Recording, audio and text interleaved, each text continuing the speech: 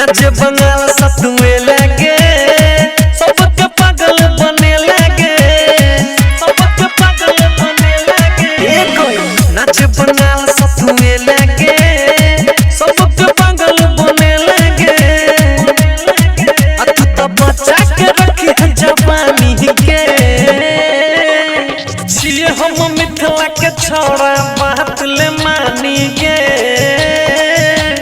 तू ही मिनट में छोड़ाइए दे बहु पानी गे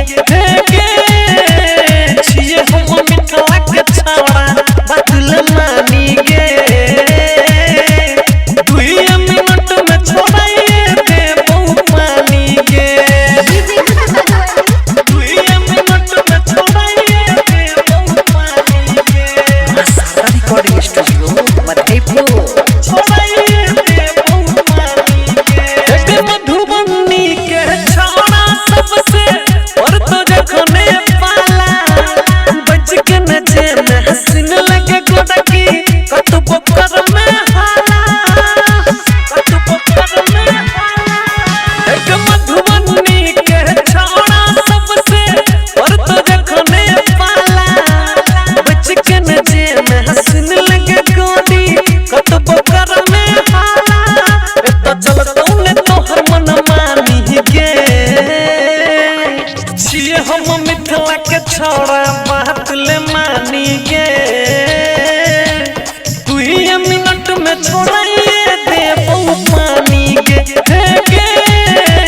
छिए हम मिथिला के छोड़ा बात ले मानी गे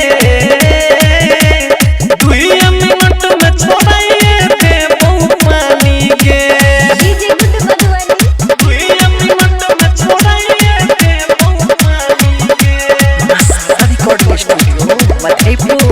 छोड़ाइए दे बहु पानी गे एक सुपल सहारा सके छोड़ा न छोड़ता इन देता होटली बेगूसराय के छोड़ा सब तोरा देखे तो दुनाली तोरा देखे तो दुनाली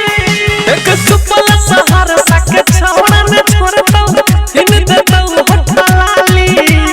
बेगूसराय के छोड़ा सब तोरा देखे तो दुनाली अब बात पप्पू के लिए तू नानी गे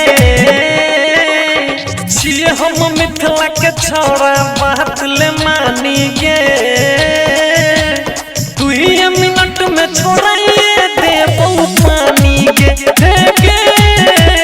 छिए हम मिथिला के छोड़ा बात ले मानी गे तू ही मिनट में छोड़ाइए दे बहु पानी गे नच बंगाल सतुए लगे सबके पागल बने लगे तू तो बचा के रखी है जवानी के छिए हम मिथिला के छोड़ा बात ले मानी गे तू ही मिनट में छोड़ाइए दे बहु पानी गे छिए हम मिथिला के छोड़ा बात ले मानी गे तू ही मिनट में छोड़ाइए दे बहु पानी गे